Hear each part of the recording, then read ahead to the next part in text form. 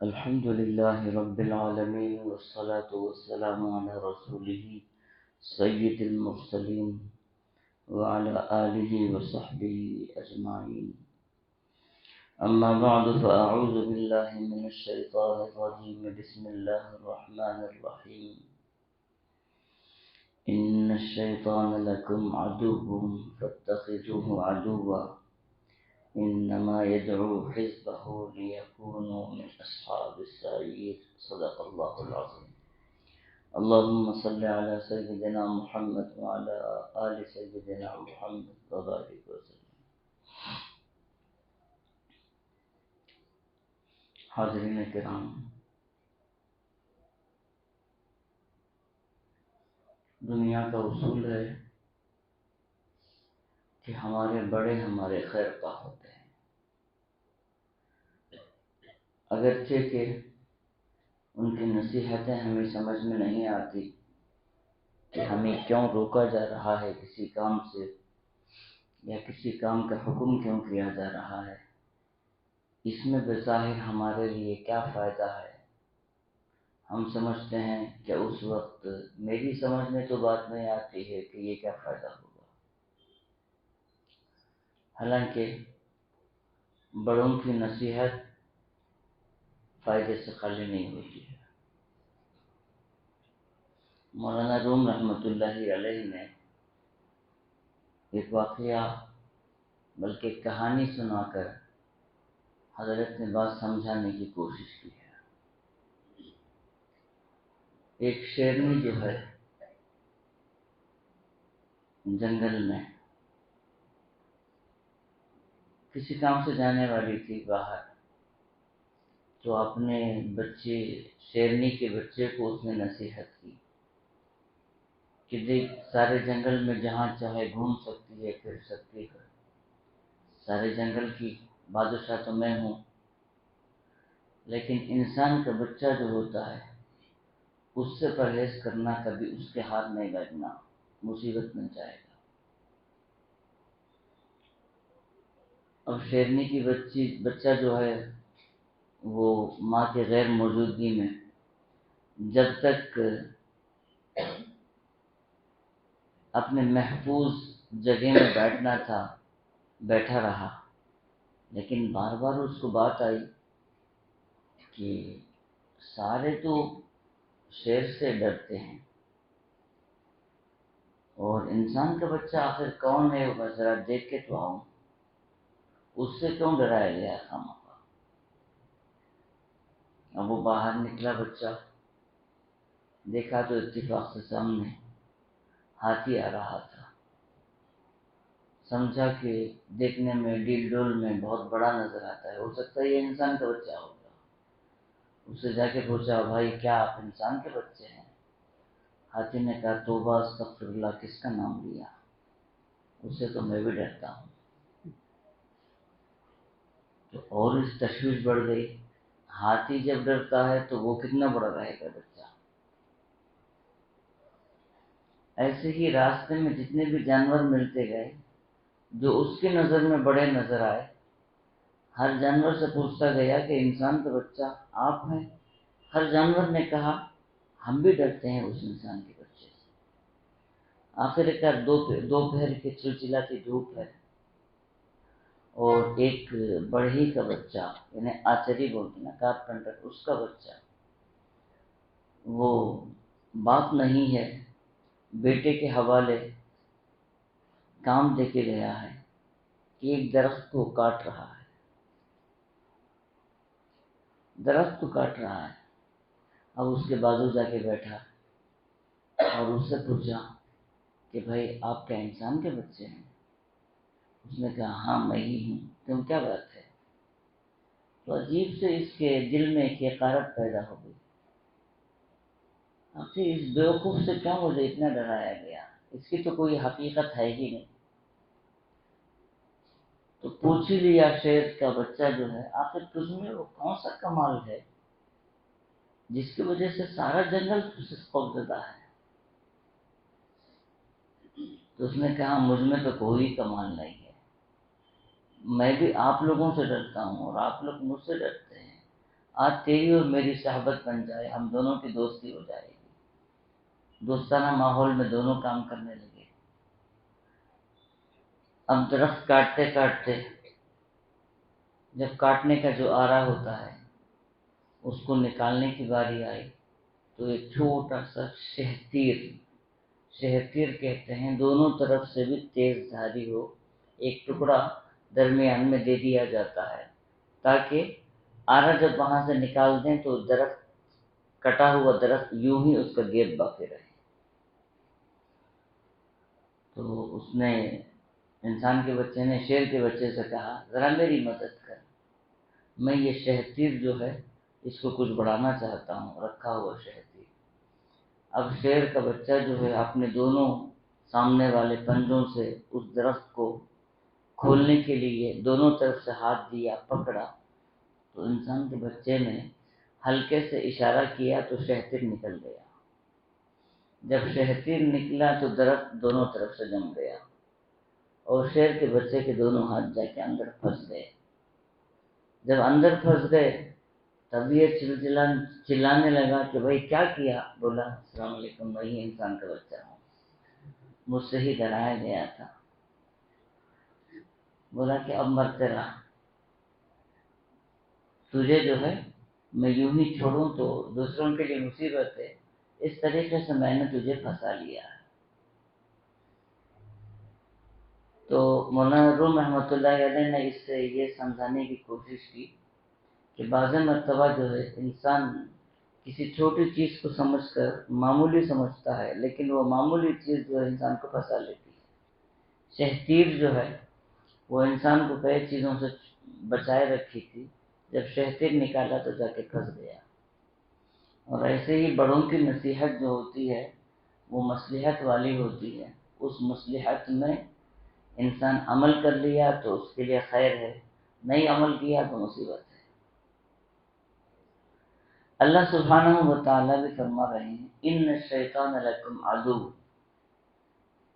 یقیناً شیطان جو ہے تمہارا دشمن ہی ہے، بظاہر تمہارے ساتھ دوستی دکھائے گا لیکن وہ دشمن ہے، فاتخذوہ عدوا، اس دشمن سے بچنا ضروری ہے۔ تمہاری عقل بھی کہتی ہے کہ جو ہمارا دشمن ہے، جو ہمارا بدخواہ ہے، اس سے ہم کنارہ رہنا چاہیے۔ جب معلوم ہو گیا کہ دشمن ہے پھر بھی اس سے ہاتھ ملائے رکھنا کبھی بھی مصیبت ہے۔ انما یدعو حزبہ لیکونوا من اصحاب السعیر، یہ شیطان تو جہنم کی بھرتی کراتے ہیں، جہنم کا راستہ دکھاتے ہیں، اس طرف بلاتے ہیں۔ اللہ سبحانہ و تعالی تمہیں وہاں سے نکالنا چاہتے ہیں۔ شیطان اس نے اللہ سبحانہ و تعالیٰ کے دربار میں کھڑے ہو کے سینہ تان کے کہا تھا، فَبِعِزَّتِكَ لَأُغْوِيَنَّهُمْ أَجْمَعِينَ، یا اللہ تیری عزت کی قسم، تیری جلالت کی قسم، تیری مخلوق کو میں کبھی نہیں چھوڑوں گا، اسے بہکاتا رہوں گا، اسے میں گناہ کی طرف بلاتا رہوں گا، کبھی نہیں چھوڑوں گا۔ تو اس وقت اللہ سبحانہ و تعالیٰ نے شیطان سے کہا، فَبِعِزَّتِي، اللہ تعالیٰ نے کہا میری عزت اور میری جلالت کی قسم، میں بھی برابر، جب تک بندہ مجھ سے مغفرت طلب کرتا رہے گا، جب تک مجھ سے معافی طلب کرتا رہے گا، میں ضرور اس کی بخشش کرتا رہوں گا۔ میں بھی جو ہے بندے کے ساتھ خیر خواہی میں کوئی کسر نہیں چھوڑوں گا۔ ادھر تیری وجہ سے جتنے لوگ برائی کی طرف جائیں گے، ادھر میری رحمت کی وجہ سے بندے مجھ سے قریب ہوتے جائیں گے۔ اب شیطان کہاں تک انسان کے پیچھے دشمنی دکھاتا ہے؟ تفسیر میں ہے کہ نبی کریم صلی اللہ علیہ وسلم نماز پڑھا رہے تھے اور اس وقت آپ صلی اللہ علیہ وسلم نے سورہ نجم کی آیتیں تلاوت فرمائی. افرأیتم اللات والعزی ومناة الثالثة الأخرى، جس میں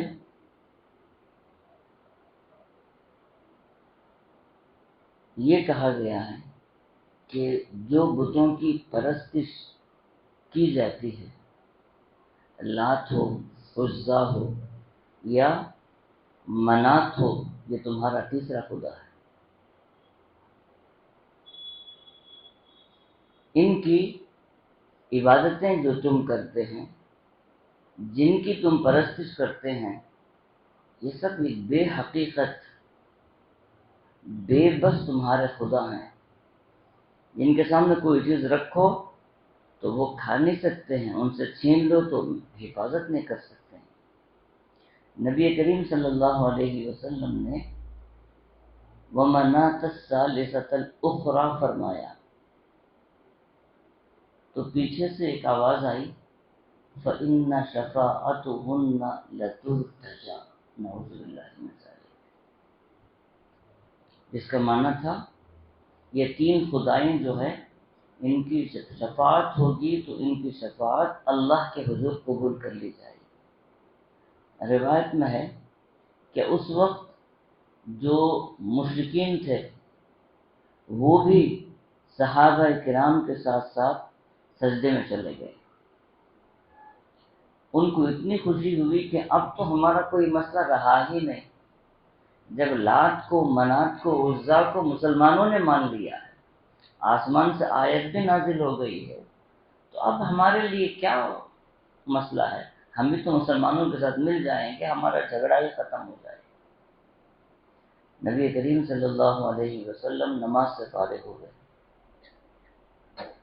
اور صحابہ کرام رضوان اللہ علیہم اجمعین نے کہا یا رسول اللہ، آج کفار نے بھی ہمارے ساتھ سجدہ کیا ہے.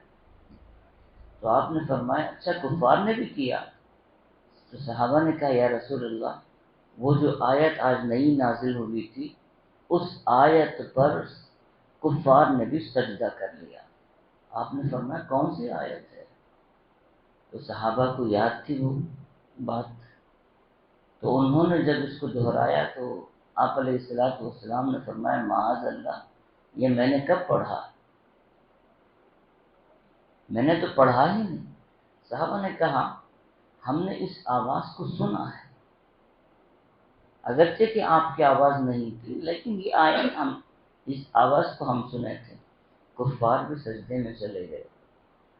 سیدنا جبرائیل امین علیہ السلام زمین میں آئے اور فرمایا یا رسول اللہ، شیطان کی کارستانی تھی. جب آپ سامنے نماز پڑھا رہے تھے، یہ پیچھے جو ہے لات، عزا اور منات کی جب بات آئی تو اس نے ہلکے سے کفار کے کانوں میں یہ بات ڈالی جو مسلمانوں کے کان تک بھی گئی. ان لوگوں نے اس بات کو سنا تھا کہ شیطان کی طرف سے کارستانی ہے. امام ربانی مجدد الفسانی رحمۃ اللہ علیہ فرماتے ہیں نبی کریم صلی اللہ علیہ وسلم کی امامت ہے، آپ کی موجودگی ہے، پھر بھی شیطان جو ہے اپنی دشمنی میں کوئی اس کی کمی نہیں ہے. جب نبی علیہ الصلوۃ والتسلیم کے سامنے بھی شیطان لوگوں کو بہکانے ہی کے چکر میں ہے، صحابہ کرام نور نبوت کی وجہ سے وہ بچ گئے، ماں شما کیسے بچ سکتے ہیں، ہم کیسے بچ سکتے ہیں؟ تو اللہ تعالیٰ نے فرمایا ان الشیطان لکم عدو، شیطان تمہارا دشمن ہے. اور جو آدمی جس لبادے میں ہے اس لبادے میں پہنچ کے دھوکہ دیتا ہے. جیسا کہ فرمایا گیا ایک اللہ والے تھے، ان کی ملاقات شیطان سے ہوئی. دیکھا کہ بڑا دبلا پتلا ہو گیا ہے، ہڈیوں پہ اس کی چمڑی لگی ہوئی ہے. اللہ والے نے پوچھا بھائی تیری حالت کیوں ایسی ہو گئی ہے؟ اس نے کہا آپ جانتے نہیں کہ پاس کی جو مسجد ہے وہاں کچھ بندے ایسے بیٹھ گئے ہیں جن کی وجہ سے میرا یہ حشر ہوا ہے۔ اللہ والے کو فکر ہوگی کہ جاؤں دیکھوں کون ہے، وہاں گئے تو یہ فضائل اعمال کے اندر شیخ العلم حضرت صاحب رحمۃ اللہ علیہ نے اس کو لکھا ہے کہ وہاں پہنچنے کے بعد دیکھا گیا کہ کچھ متقی پرہیزگار لوگ بیٹھے ہوئے ذکر میں مصروف ہیں۔ جب وہاں پہنچے دیکھے تو وہ اللہ والے جو متقی پرہیزگار تھے وہ بھی پہنچے ہوئے بندے تھے۔ ان لوگوں نے کہا کہ بھائی دھوکہ مت کھانا،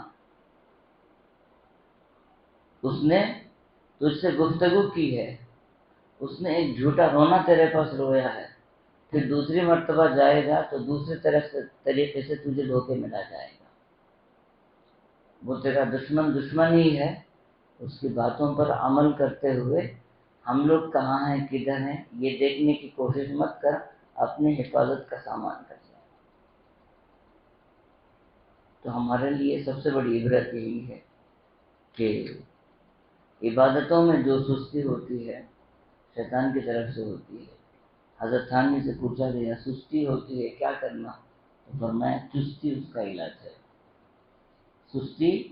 چستی اس کا علاج ہے، جھٹک کے اٹھ جانا ہی اس کا علاج ہے، بیٹھے رہنا یہ علاج نہیں۔ تو آج بتائیے ہم کتنی عبادتوں میں سستی برت رہے، نماز ہماری سستی کے ساتھ، ذکر و اذکار ہمارے سستی کے ساتھ، حتیٰ کہ تلاوت بھی ہماری دل کی غیر حاضری کے ساتھ۔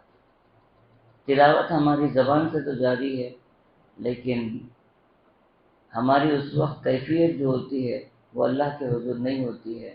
زبان سے قرآن جاری ہے، دل ہمارا شیطان کا شکار ہے۔ تو ان چیزوں کو باقاعدہ روایتوں میں ایک واقعہ ہے کہ بنی اسرائیل کا ایک عابد تھا، عابد و زاہد تھا۔ اس سے بعض لوگوں نے کہا کہ دیکھو راستے میں ایک درخت ہے، لوگ جو ہے اس کی پوجا پاٹ کرتے ہیں، جاؤ اس درخت کو کاٹ دو۔ تو عابد تھا، سوچا کہ چلو میں جا کے درخت کاٹ کے آ جاؤں۔ اب درخت کاٹنے کے لیے نکلا تو راستے میں شیطان بوڑھے کی شکل میں آیا۔ اس نے کہا بھائی کہاں جا رہے ہو؟ اس عابد نے کہا کہ معلوم نہیں کہ ایک درخت ہے، لوگ اس کی پوجا پاٹ شروع کیے، اس کو کاٹنے کے لیے جا رہا ہوں۔ تو اس نے کہا اس سے تمہارا کیا فائدہ ہو جائے گا، تم عبادت میں مصروف ہو جاؤ، اس بیکار کے کام میں جا کے اس کاٹنے کے دیر میں تم کتنی عبادت کر سکتے ہو، کتنے ذکر و اذکار کر سکتے ہو۔ عابد نے کہا نہیں میں تو ٹھان کے نکلا ہوں۔ طرح طرح سے سمجھانے کی کوشش کی، آخر میں ایک بات کہا کہ میری بات سنو، میں جو ہے تمہارے لیے روزانہ 3 دینار لا کے دینے کی ذمہ داری لیتا ہوں، 3 دینار لا کے دینے کی ذمہ داری لیتا ہوں۔ اور اس سے پہلے یہ ہوا کہ جب روکنے کی کوشش کیا تو عابد جو ہے شیطان کو پچھاڑ دیا کہ ہٹ میرا راستہ چھوڑ دے۔ تو اس وقت وہ عاجز ہو کے کہنے لگا کہ روزانہ میں تمہیں 3 دینار لا کے دے دیتا ہوں، ان 3 دیناروں سے تم مسکینوں کی، غریبوں کی، بیواؤں کی، یتیموں کی، ساروں کی مدد کرتے ہوئے کتنا ثواب پالو گے۔ عابد کے ذہن میں یہ بات ہے، یہ بھی اچھا ہے۔ عہد و پیمان ہو گئے، ٹھیک ہے، کچھ دن، 2 دن، 4 دن، 6 دن جو ہے 3 دینار دیتا رہا۔ یہ بیچارہ بھی جو ہے صدقات و خیرات کرتا رہا۔